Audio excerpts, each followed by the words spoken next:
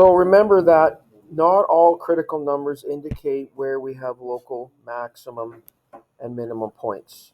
Sometimes it's where you might have a point of inflection or maybe a vertical asymptote because the critical numbers occur when the derivative equals zero or where it's not defined. So something happens there, but not always will there be a max or a min point. So because of that, the first derivative test was developed. So if c is a critical number of a continuous function, and if the derivative changes from positive to negative at c, then there be a local maximum at c. And if the derivative changes from negative to positive at c, which means that the function was decreasing then increasing, then you're going to have a local minimum at c. If the derivative does not change at c, then there is not a max or min at c. Okay? So again, it could mean that there's a point of inflection. That's one possibility.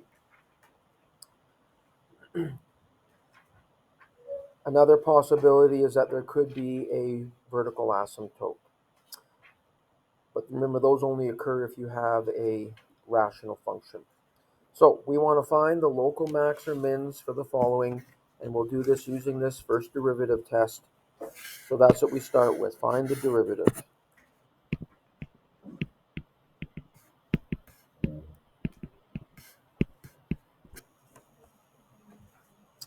And we need to find our critical numbers, which is where that equals 0. In this case, there's a common factor of 3. And x squared minus 1 is a difference of squares.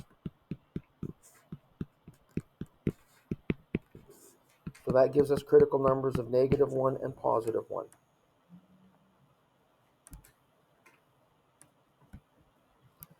So like we did before, we can do a number line here.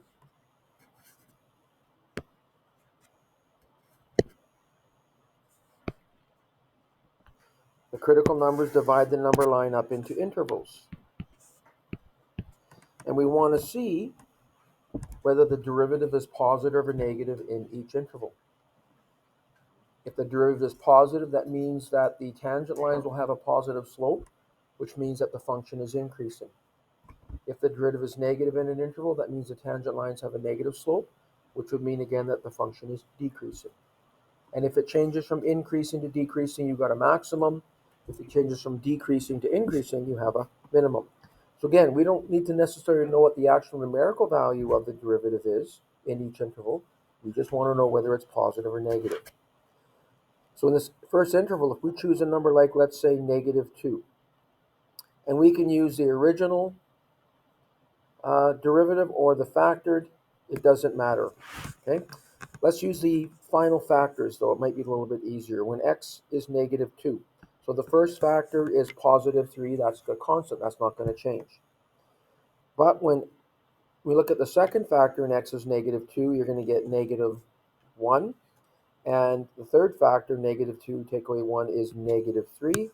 A positive times two negatives is a positive, which means the function is increasing in that interval. We've already done this step before. We're just taking it one step further. After we determine whether it's increasing or decreasing, we can say whether it's a local max or a local min.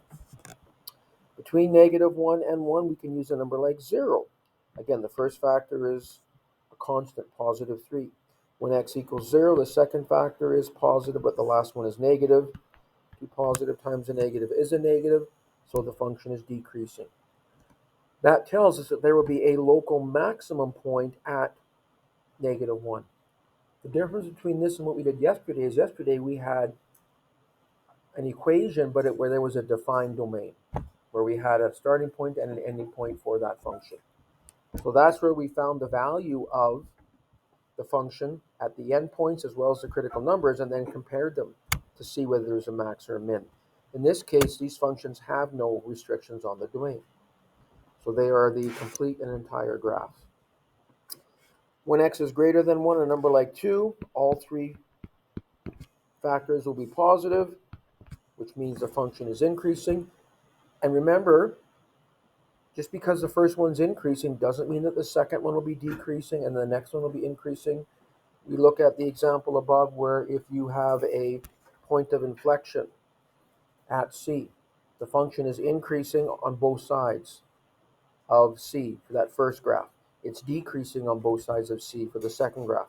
So you can't always assume that the function or the intervals are always going to change between increasing and decreasing every single time. Yes?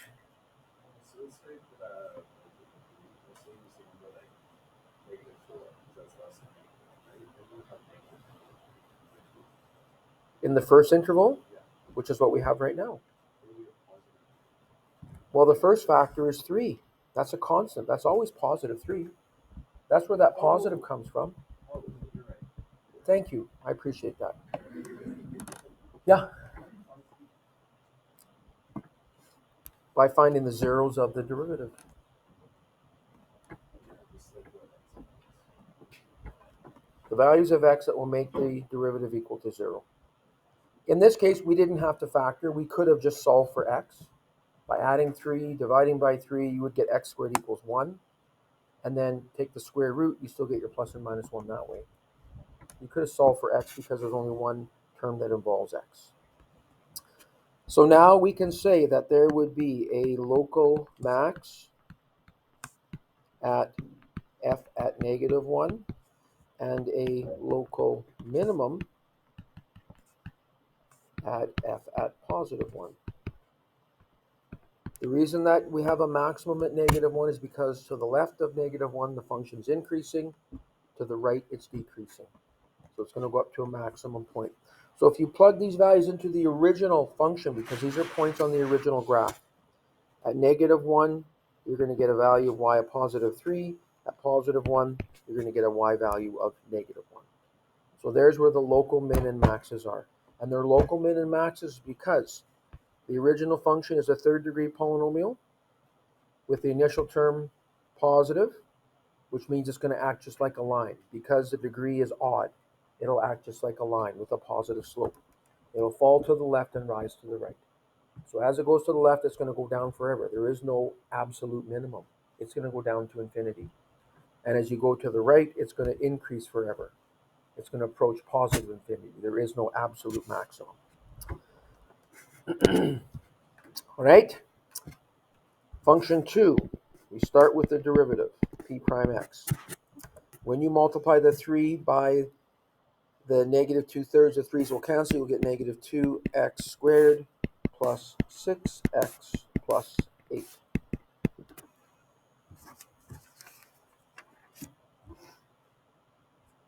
So again, we need to find the zeros of this. We need to factor it. I'd start by taking out a common factor of -2.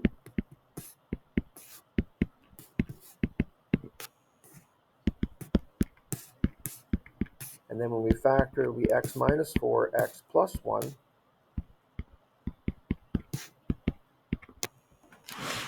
So our critical numbers will be at 4 and -1. And so again, this will divide our number line up into 3 intervals.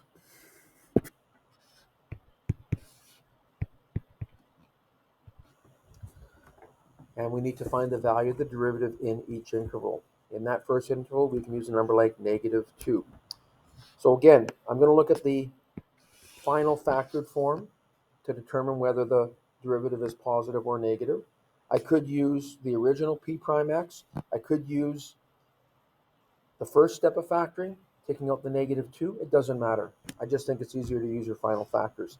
In this case, the initial term of the factors is -2. It's negative, and that's not going to change because that's a constant.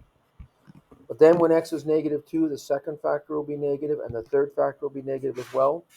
3 negatives multiplied together is a negative, so the function is decreasing in that interval. In the next interval, we can use a number like 0. Again, the first factor is a constant, -2. That doesn't change. But the second factor is negative, while the third factor is positive when x equals 0. 2 negatives times a positive is a positive, so the function is increasing in that interval. Yes? So 0 is Huh? considered positive. 0 is considered positive. 0 is considered a what? Positive. Is 1 minus 4. It's what happens when you let x equal 0 in the derivative that you're looking at. When x is 0, the second factor is 0 minus 4. That's negative 4. That's where the second negative sign came from. The third one, is When x equals 0, 0 plus 1 is positive 1. There we go again.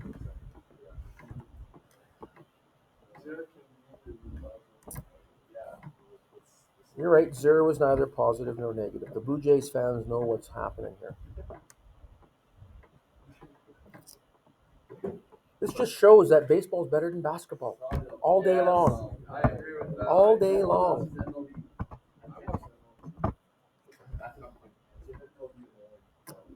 How dare you? Okay. In the last interval, what number could we choose, Brighton? Positive or negative? Positive 5. The first factor, yep. Second factor, yep. And because two positive times a negative is a negative. So the function is decreasing. Yeah. There is hope for some basketball players, apparently. So, because the function is decreasing, then increasing, that means we're going to have a local minimum at f at negative 1. And because the function at 4 is increasing to the left, decreasing to the right, means we'll have a local maximum at f at positive 4. And you're going to plug these into the original function. They are points on the original graph. And at negative 1, it's going to work out to be negative 6 1/3. At positive 4, it's going to work out to be 35 1/3. And again, these are local min and maxes because this again is a third degree polynomial. The degree is odd, so we compare it to a line. And because the initial term coefficient is negative, it'll be just like a line with negative slope. It'll rise to the left, fall to the right. As you go to the left, it goes up to positive infinity. There is no absolute max. As you go to the right, it's going to go down to negative infinity. There is no absolute minimum. These are local minimum and maximum points. Okay? So here's a fourth degree polynomial. And the initial term is positive, so it acts just like a quadratic even degree where the first term is positive. This graph will rise to the left and rise to the right. So there should be 3 critical numbers here. 2 of them will be minimums, and one of those will actually be an absolute minimum because the graph rises to the left and rises to the right. So it's going to come down to an absolute minimum point. There'll be another minimum point, probably, and a maximum. I say probably because it is possible that the 2 minimum points have the same y value. So they share the distinction of being absolute minimums. We don't know until we find our critical numbers and set up our number line and do our intervals. So we start with our derivative.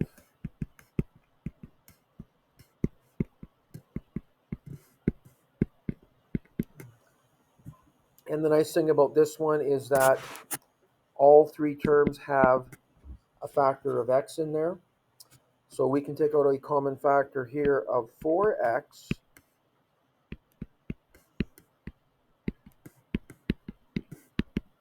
And we don't have to use our factor theorem. We don't have to find our potential integral zeros and use synthetic division. Because all 3 terms have a factor of x in them, we can take out a common factor of 4x, which leaves us with a quadratic that we can factor. And because 4x is a factor, that means x equals 0 is a critical number.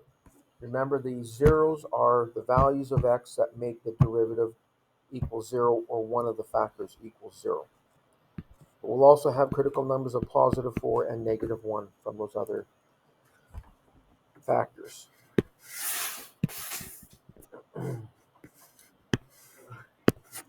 So we have critical numbers of -1, 0, and +4. And when x is -2 in that first interval, the first factor is for x. And when x is -2, that's going to give you 4 times -2, which is -8.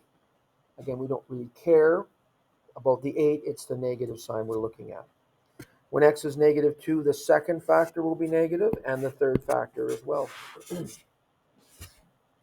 So this function is decreasing in that interval, which we kind of already knew because we said that the graph will rise to the left.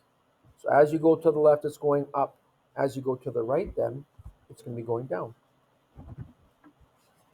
Now between -1 and 0, we're going to have to use a fraction here, like -1/2. The first factor will be negative, the second factor will be negative, but the third factor will be positive when x is -1/2. So the function's increasing there. In the next interval, we need to use a number between 0 and 4, like 1. First factor is positive when x is +1. Second one is negative. The third factor is positive. A positive times a negative is a negative, so it's going downwards. And after 4, a number like +5, all three factors will be positive. And again, this confirms that we said that the graph is going to rise to the right. So we will have I'm just going to write minimum at f at -1. The maximum point will be a local max at f at 0. And then we're going to have a minimum at f at 4. So after I find out what these values are and I compare the two minimum values, that will tell us whether we can write local or maximum in front of the minimum once we get those values and compare them. So at -1, the y value works out to be -4. Again, these are points on the original graph, so you have to sub -1 into the original function. 0, when x is 0 in the original function, you're going to get -1. And when x is 4 in the original function, you're going to get -129. Which tells us then that the -129 is an absolute minimum, where -4 would be a local minimum.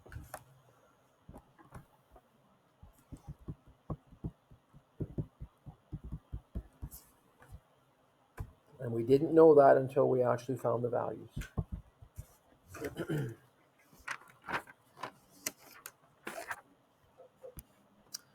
Okay, so looking at this next one. Again, we start by finding the derivative. So for that second term, when you bring the 2/3 in front and you multiply by -3, the 3's will cancel, and you'll get -2x. And the power decreases by 1, so it becomes -1/3.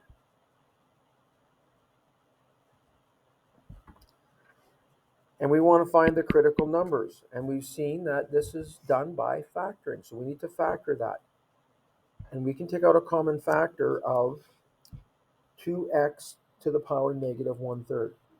Remember, when you're determining what your common factor is, you always take out the power that's the smallest.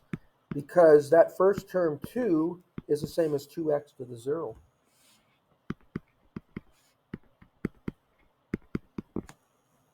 So our common factor here is 2x to the -1/3. And so then when you take that out, you're going to divide each term above by that common factor. When you divide the 2's, they cancel. When you divide the x's, you subtract the exponents. 0 minus -1/3 becomes 0 plus 1/3, which is the x to the 1/3. And that second term is the same as the common factor, so when you divide them, you're going to get 1. So our solutions, our zeros, will come when each factor equals 0.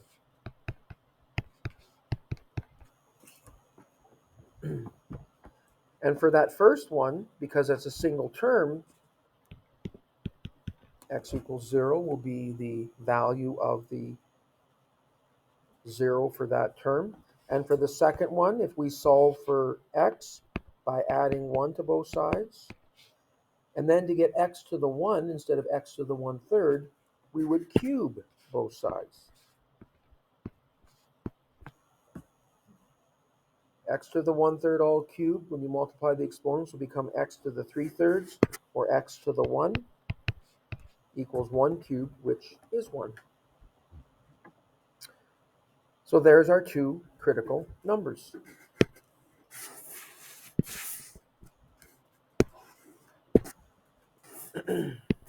One being 0, the other being 1. If we choose a number to the left of 0, a number like -1, well, that first factor will be negative. Okay, when x is -1, and we can show this. So f prime at -1. So if I use a factored form, it's going to be 2 times -1 to the -1/3, bracket, -1 to the 1/3 minus 1. So to evaluate that first factor, you need to make the exponent positive by moving it from the top to the bottom. So it'll be 2 over, and then you'll have -1 to the positive 1/3, which is the cube root of -1, times -1 to the power of third. Again, that's the cube root of -1, which is -1. Take away 1. So these are both going to be negative. The cube root of -1 is -1. 2 divided by -1 is -2. And -1 times -1 is also -2. But when you multiply two negatives together, you'll get a positive, which means the function is increasing in that interval. Okay. In the next interval, we can use a number like +1/2. And so let's use our calculator to help us do this one. When x is +1/2, so we would just change the negative ones to +1/2. So it's going to be 2 over the cube root of +1/2, which is a positive. Actually, we don't need our calculator because we need to know whether it's positive or negative, right? The second factor, +1/2, take away 1, will be negative. So the function is decreasing in that interval. And a number greater than 1, like 2, +2, the first factor will be positive. You'll have 2 over the cube root of +2, which is a positive decimal. And then you'll have 2 minus 1, which is positive as well. You're going to have a positive times a positive, which is a positive. So that means in this case here that we're going to have a maximum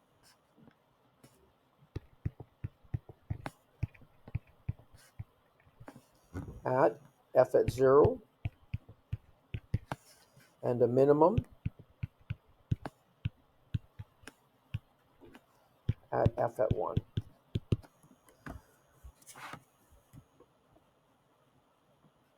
And if you let x equal 0 in the original equation, you're going to get 0 because both terms have x in them. And when you let x equal 1, you're going to get -1.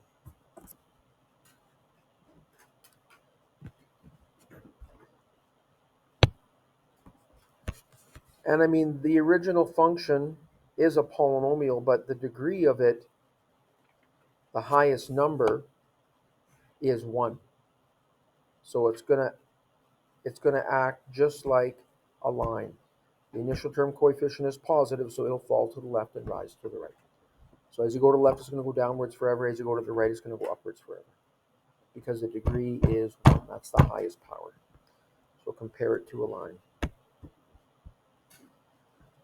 In certain circumstances, the first derivative test can be used to find absolute maximums. We've kind of already talked about that.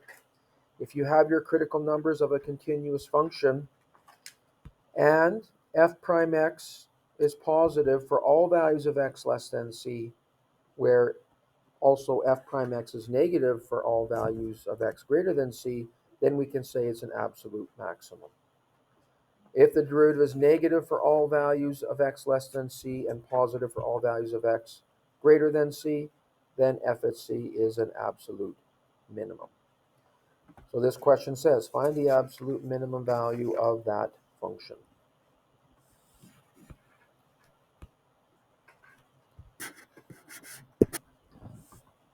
So we would start first by rewriting that second term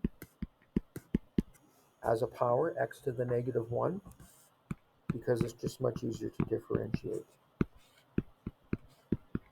So when you differentiate, you're going to get 1 take away x to the negative 2, which is 1 minus 1 over x squared. And I'm going to get a common denominator of x squared here to combine the two terms together, and I will get x squared minus 1 when we get a common denominator. Remember, our critical numbers are where the first derivative equals 0 and also where it's not defined.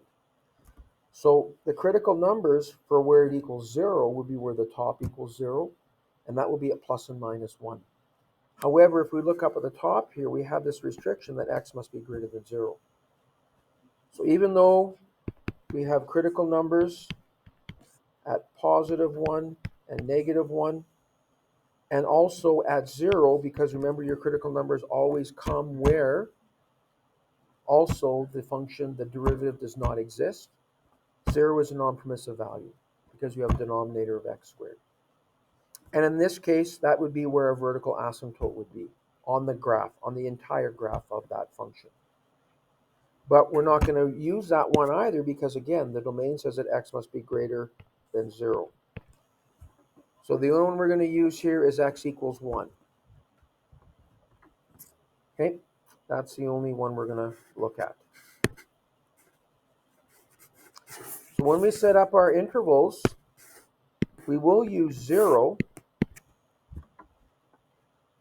as one of our critical numbers because this function will be defined when x is greater than 0. So we do want to know what's happening between 0 and 1, whether the graph is increasing or decreasing, as well as what's happening after 1. So if we use a number between 0 and 1, a number like positive a half.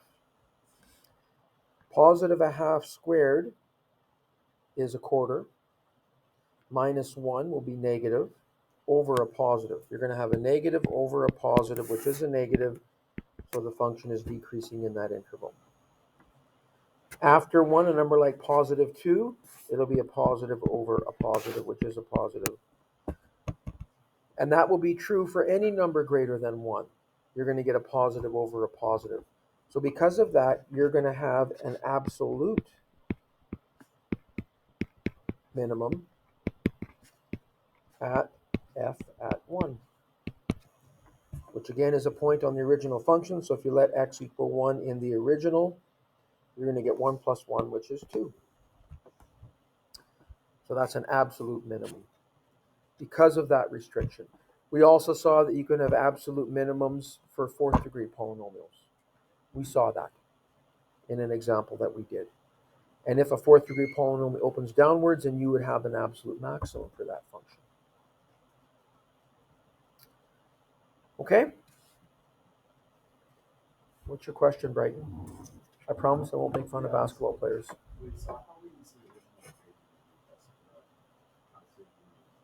Why did we use the I did. When x is 1, in this equation, you're going to get 1 plus 1 over 1.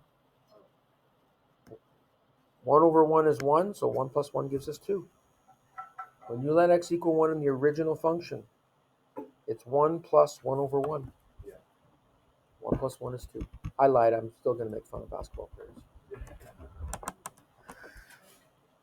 You can use your fingers, too, if your calculator's not handy. Yeah, there you go. Like on my derivatives test, I thought you there with- And don't look at my sign. 1 plus 1 does not equal 3.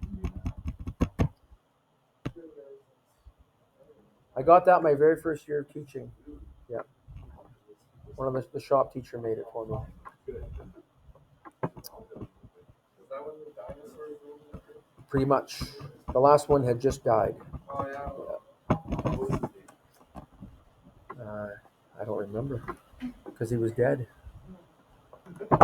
So long ago, right? Okay, so determine if the function has an absolute max or minimum. So in this case here, it's a fourth degree polynomial and the initial term coefficient is positive, which means it'll act just like a quadratic with a positive initial term. It'll open upwards. It'll rise to the left and rise to the right. So it will have an absolute minimum. So let's find out what that is. Again, starting by taking the derivative. So you're going to get 8x cubed minus 18x squared plus 12x minus 2.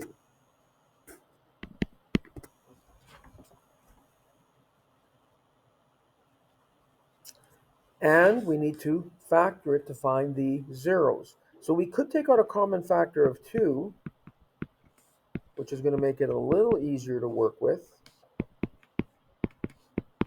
But 4x cubed, yeah. Yeah, the baseball players know. Save the day again. Oh yeah. But now to factor that, we need to use our factor theorem. And we have to use synthetic division. Okay? And the nice thing about this one is that, remember your potential integral zeros are factors of the constant term. The constant term is -1. So it's either going to be +1 or -1. So if we want to see if +1 is a 0, we would divide by x minus 1. But remember, we changed it to x plus 1 so we could add as we went along. This is being divided into 4x cubed minus 9x squared plus 6x minus 1. If we get a remainder of 0, that means that x minus 1 divides evenly into p at x. So 1 times 4 is +4, and we add and get -5. 1 times -5 is -5, we add and get +1. 1 times 1 is +1, we add and get 0, which means that x minus 1 is a factor. So now we can say that f prime x equals. Now we shouldn't forget about the common factor of 2 that we took out. We saw that x minus 1 was a factor, and the numbers at the bottom give us the coefficients of the quotient, which is a quadratic.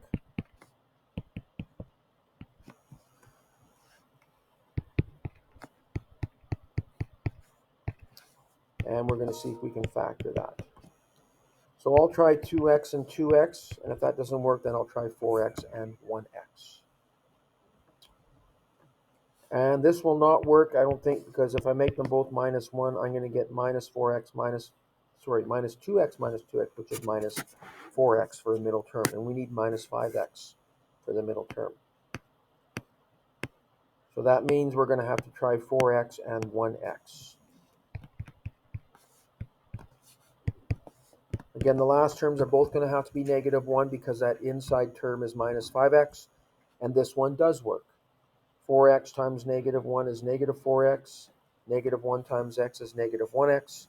They go together to give us -5x. So there's our factors.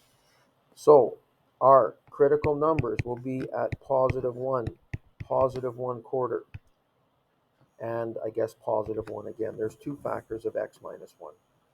So we say that that one would have a multiplicity of 2. There's 2 of them. And you might remember that when that happens, when a factor has a multiplicity of 2, the graph actually bounces off the x-axis there. Okay?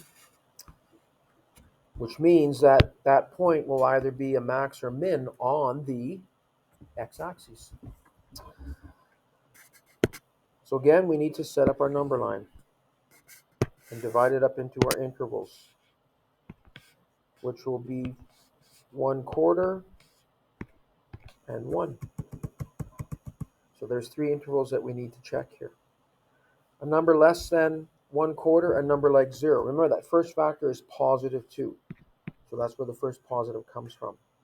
And when x equals 0, you're going to have a negative, and a negative. That means the function is decreasing in that interval, which we kind of already knew because it is a fourth degree polynomial with the initial term positive, which means it's going to rise to the left. So in that first interval, as you go left to right, it's going to fall. When it rises to the left, that's what's happening as you go right to left. So when you go left to right, it's going to fall. In the next interval, let's use a number like positive 1/2. So that first factor is positive 2. When x is positive 1/2, the next factor will be negative, because you'll have 1/2 take away 1. The next factor, though, will be positive because half of 4 is 2. 2 minus 1 is positive. And the last factor, another x minus 1, will be negative. So 2 negatives times 2 positive is a positive, so the function is increasing there. And after positive 1, a number like 2, everything's going to be positive.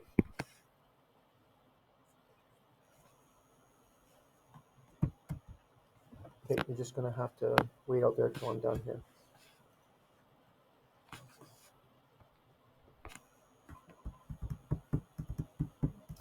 Let me look at this again.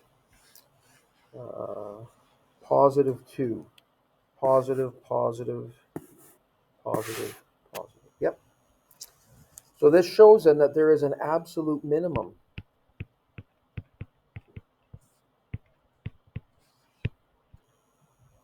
at positive 1/4. And if we look at what the value of that is in the original function,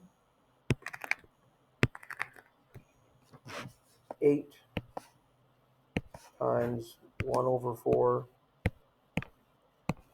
to the power 3.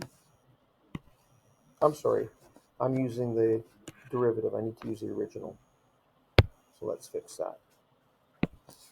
So it's going to be 2 times 1/4 to the power 4 minus 6 times 1/4 to the power 3 plus 6 times 1/4 squared minus 2 times 1/4.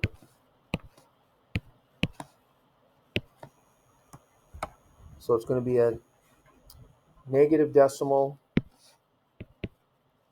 which is negative 27 on 128.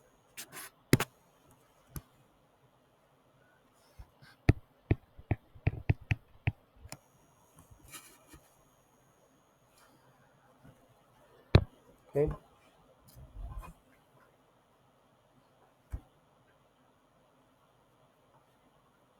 So the fact that positive 1, it's increasing on both sides, that actually means that at positive 1, there's a point of inflection. That's what that means. Okay. I got 2 factors of x minus 1, but that's from the derivative, not from the original graph. The fact that it's increasing on either side of 1 tells us that there's actually a point of inflection at 1. That's what that tells us. Okay?